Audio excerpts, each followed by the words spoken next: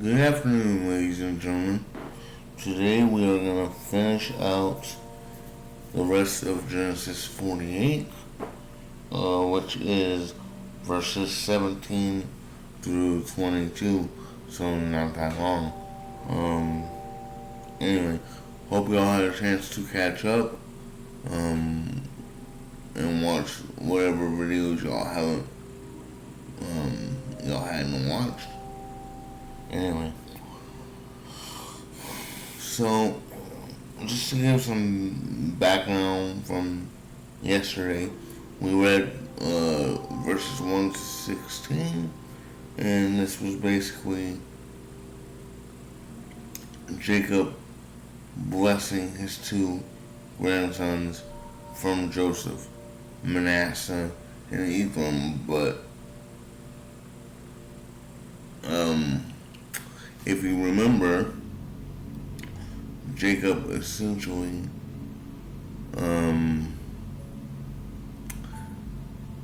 guess you could say gave the bigger blessing to Ephraim, who is the younger brother of the two, which is not customary in this time.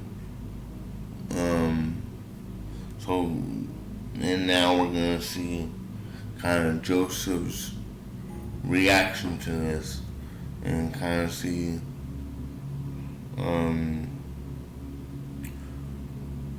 Jacob correct Joseph and Joseph's thinking. So here we go. Verse 17 starts out like this. But Joseph was upset when he saw his father placed his right hand on Ephraim's head. So Joseph lifted it and moved it from Ephraim's head to Manasseh's head. No, my father, he said, this one is the firstborn. Put your right hand on his head. But his father refused. I know, my son. I know, he replied. Manasseh will always become a great people, but his younger brother will become even greater, and his descendants will become a multitude of nations. So Jacob blessed the boys that day with this blessing. The people of Israel will use your names when they give a blessing. This will say, May God make you as prosperous,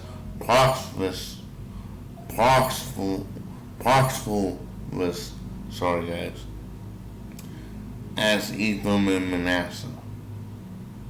In this way, Jacob put Ephraim ahead of Manasseh. Then Jacob said to Joseph, look, I am about to die, but God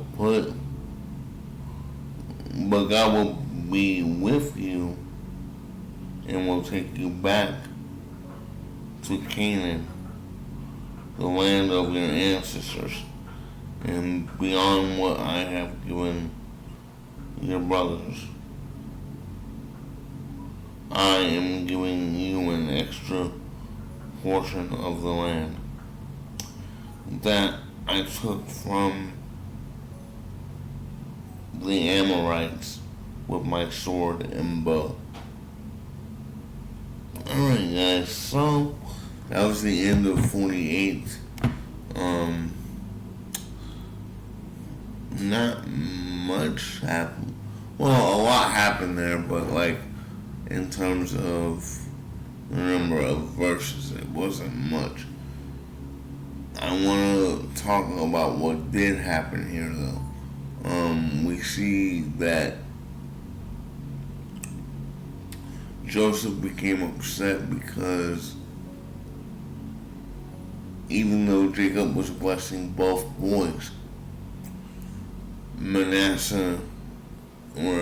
Ephraim and Manasseh he was giving the bigger blessing to Ephraim as he was, you know, I guess instructed by God to do. But as I had said before, it was not custom for the younger brother to get the bigger blessing. And so Joseph tried to correct his father in saying, hey, the bigger blessing should go to Manasseh. Put your right hand on him instead of Ephraim. But we see that Jacob corrects Joseph and says, no, it is Ephraim whose descendants will be greater. Right? Although Manasseh will be great as well, Ephraim is destined to be greater. That is basically what happened here. And then again, that part of this kind of shows me, again, that God has a plan for everyone.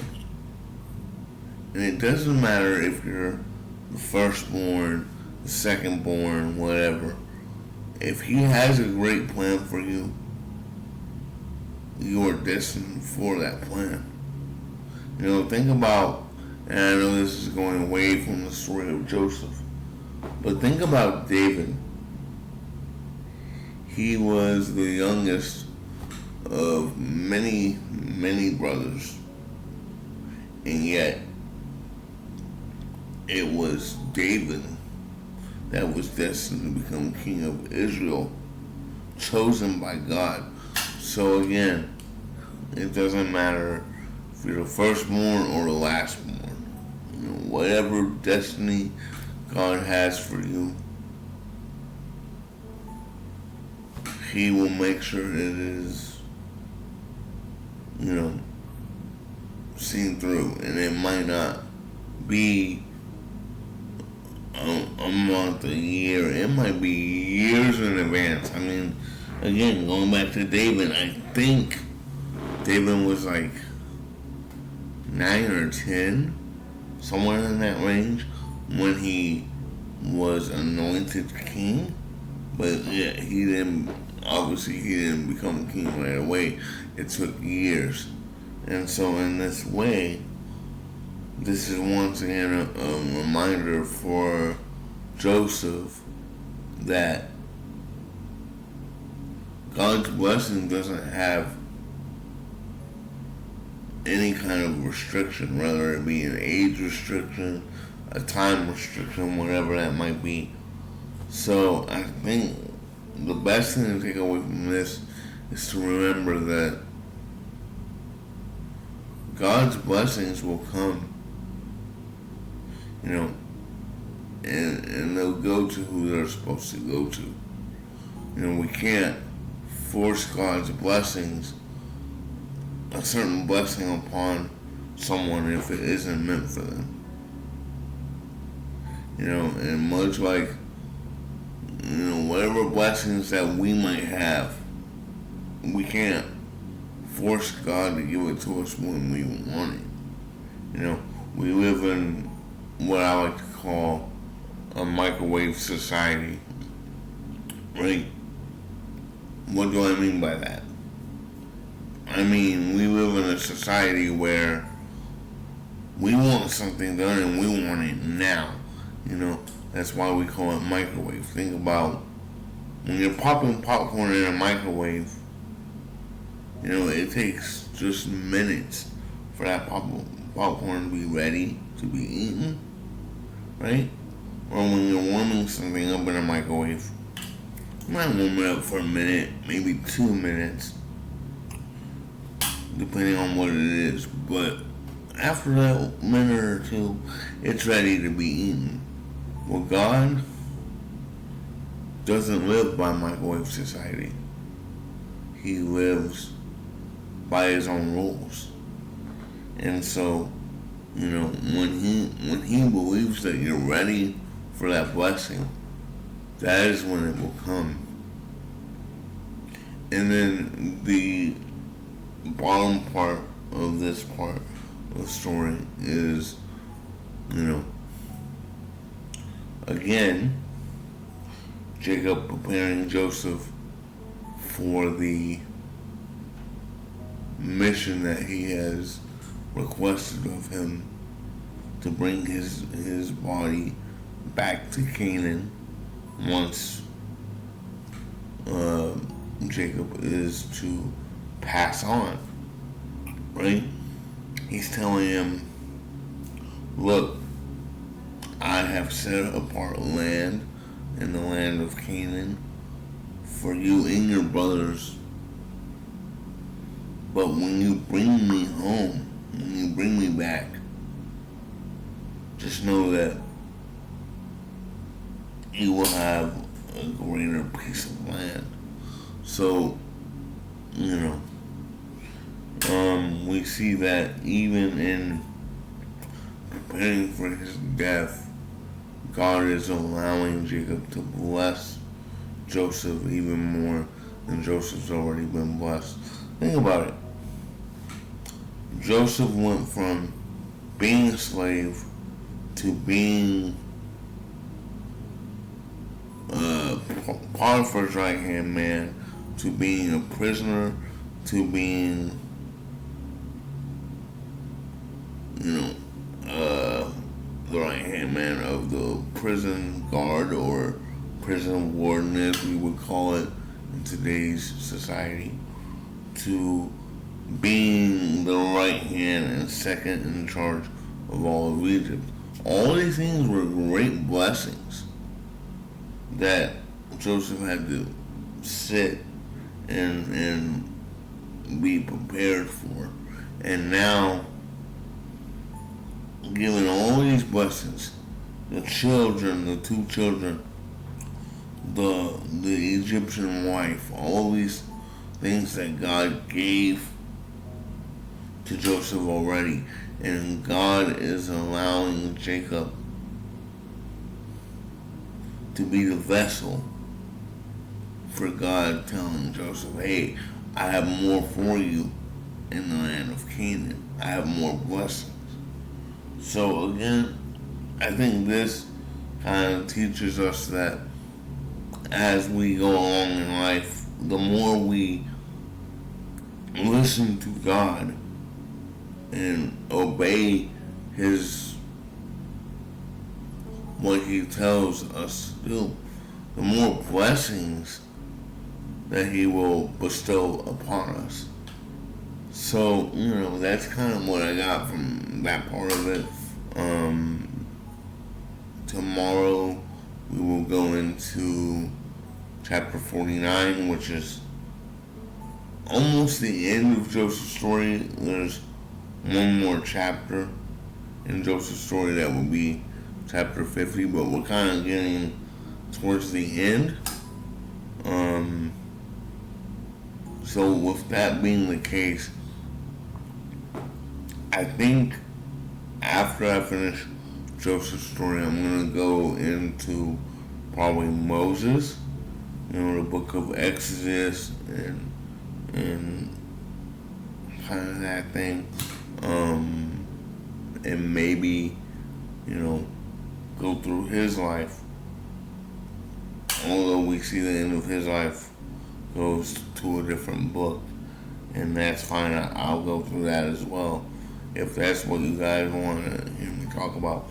I have some ideas about where I want to take this, but I also would really like it if you guys were able to give me ideas about where you want me to go with this YouTube channel.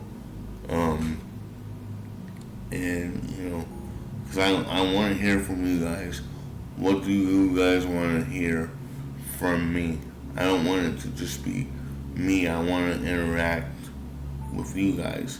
I want to listen to you guys, ideas, things of that nature.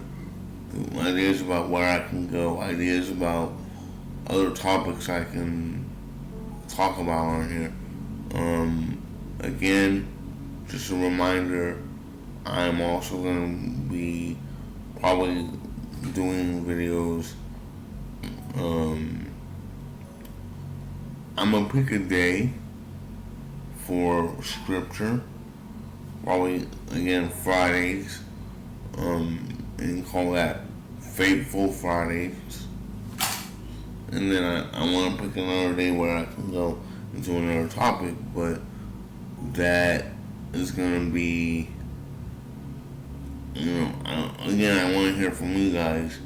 What else would you want me to talk about? So I'm going to leave that up to you guys. Leave in the comments. What do you guys think about Joseph's story thus far, now that we're towards the end of it? We have 2 more chapters to go. And then, what do you want to see me talk about next in the Bible? Like I said, I'm thinking Moses, and that's probably where I'll go. But also, other than Bible scripture, what else do you want to see out of this YouTube channel? Thanks, guys, again. Have a great day, and I'll see you guys tomorrow for chapter 49 of Genesis. And this is Frank signing out.